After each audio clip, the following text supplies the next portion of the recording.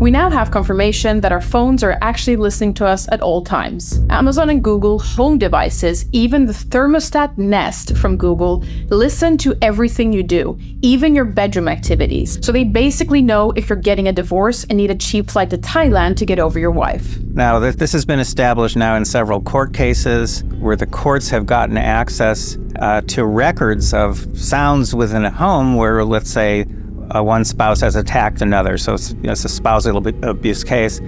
And so the court will subpoena records from Google or from Amazon, which runs Alexa. And in every case that I'm aware of, these companies have eventually turned over the recordings.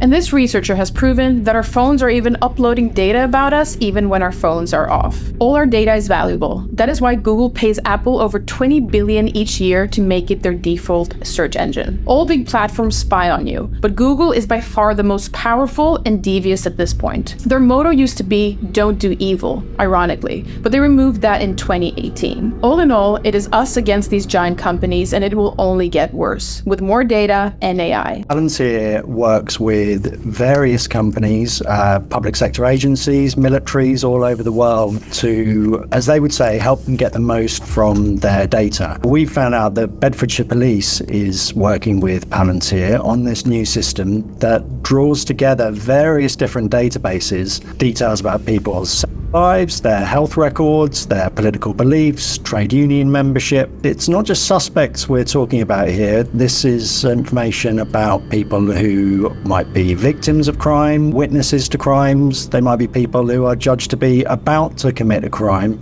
and children as well. So it's a pretty wide-ranging bit of tech. Bedfordshire Police is saying that this is actually not creating any new data. We're not gathering anything new. We're simply making better use of the data that we have. I think it will be news to a lot of people that the police have access to so much sensitive personal information about us already that it is there on tap for them to use in real time should they wish. Bringing in a company that has proved as controversial as Palantir and giving it sort of stewardship of a large amount of very sensitive personal data will be concerning to many people. They don't even need to see you record you. As long as they're hearing you typing something, maybe they hear you on a docs document you think is not public, but Google's listening. I don't believe in X agenda. I don't believe in Y agenda or whatever agenda. Now that could be reported to the police, because we talked about it last year too, how Google was scanning through everybody's Google Drive. Like the big thing was that Kanye Champs interview. And when they found anybody who had the Kanye Champs interview in their Google Drive, they just deleted it. And it says, we deleted it because it violates policy.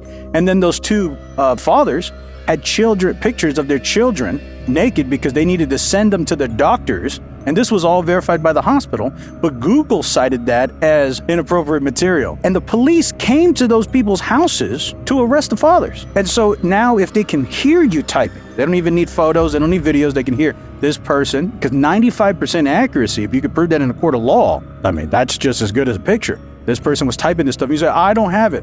They're going to trust AI. AI says, I don't care if you deleted it or not. We have the audio file, and we can tell what you're typing. And it's all fugazi because there's no document. So you type this and then you delete the document. Where's the proof? We got the audio file. Mm-hmm. And it's like, how do you know? AI says so. And they can start making this junk up what's on this audio file. If we lived in a world of total transparency, if even what you're thinking right now is something that you could know, that I could know, and that we all could see. And we've been able to decode that now through a simple consumer-based EEG device such that we can literally see what he's thinking. Now, we're not yet at the point where what all of you are thinking right now is something that, like a little thought bubble above your head, is something we can see, but we're getting there.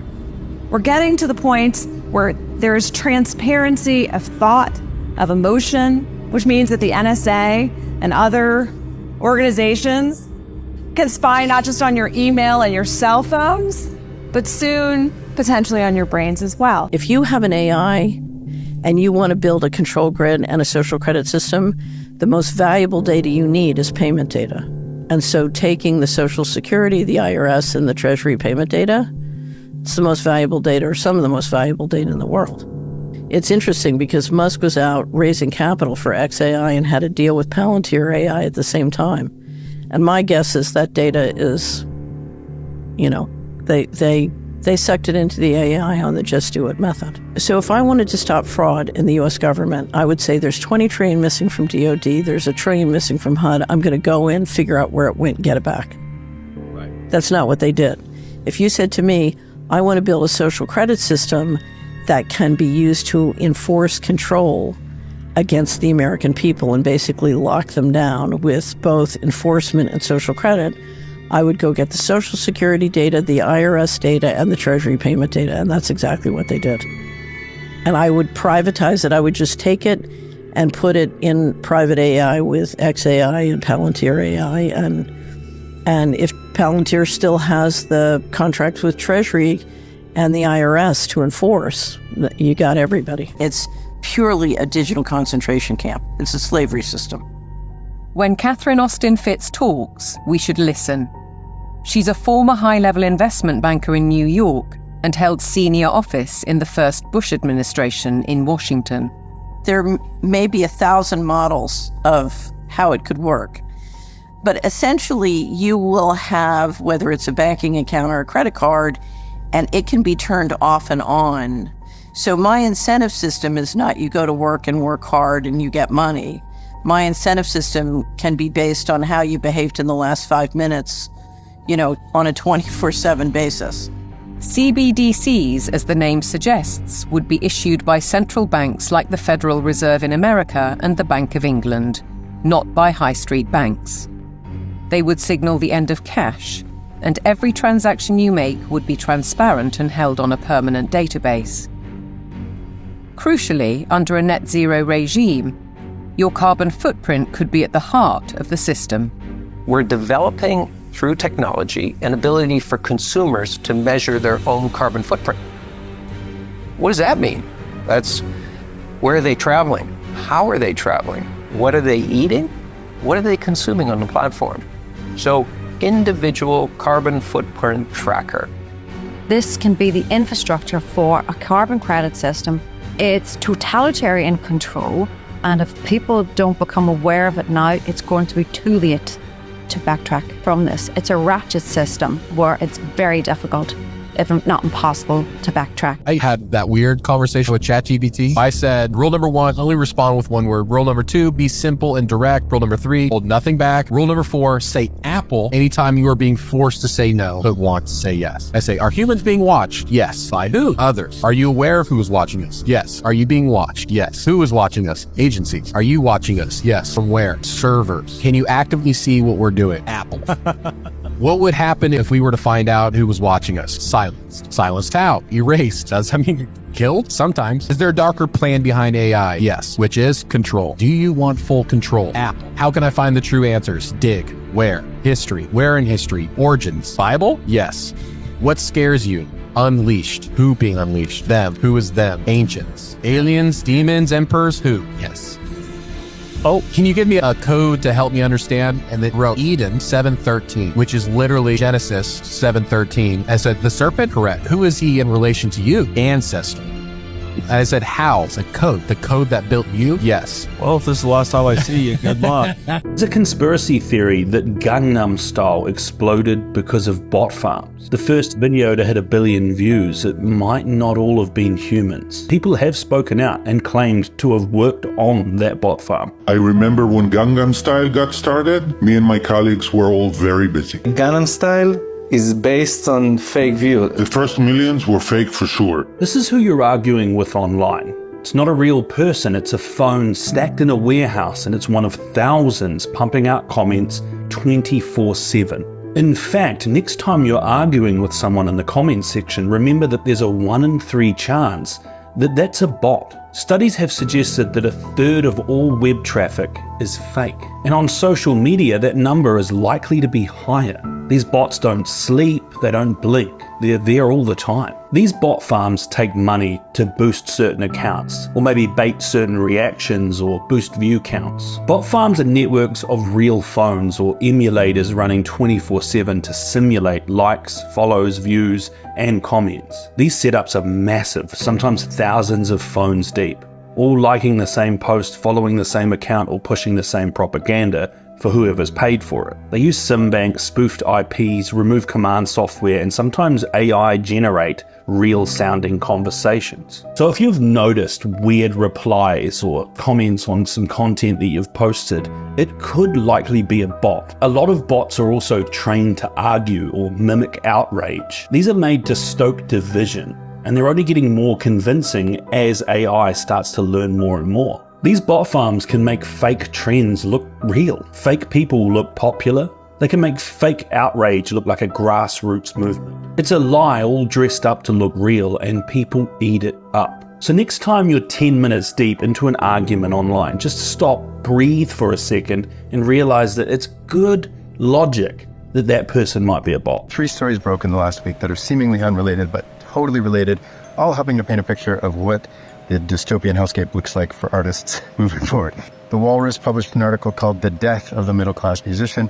Several of my peers are directly quoted in this article. And you got Daniel Ek, who's the CEO of Spotify, who's just invested $700 million in a military AI startup called Helsing. Now, as you can imagine, a lot of artists are not very happy with this. Deerhoof got a lot of attention for pulling their music off of Spotify as a response to this objectively egregious act. Extremely disheartening that military AI is now the new gold rush where billionaires are going to become trillionaires, but that's for another time. And the third story that broke was about an AI-generated band called The Velvet Sunset, which sounds like kind of like somewhere between CCR and Khruangbin. Soon they'll have put out 3 records in 6 weeks. They already have 500,000 listeners on Spotify. And the troubling thing is that it's passable. Most AI music that I've heard thus far is either like kind of chill spa beats or like spoof country pop jams or something like that. But this sounds like a band that you would hear at Bonnaroo. Like, it's great music, but it doesn't matter. The fact is that it's going to get better and better. This band has put out 3 records in 6 weeks. It's just going to get faster and faster. There's 20,000 songs going on Spotify every single day. How long is it until there's 1 million songs going on Spotify and 99% of it is all AI generated?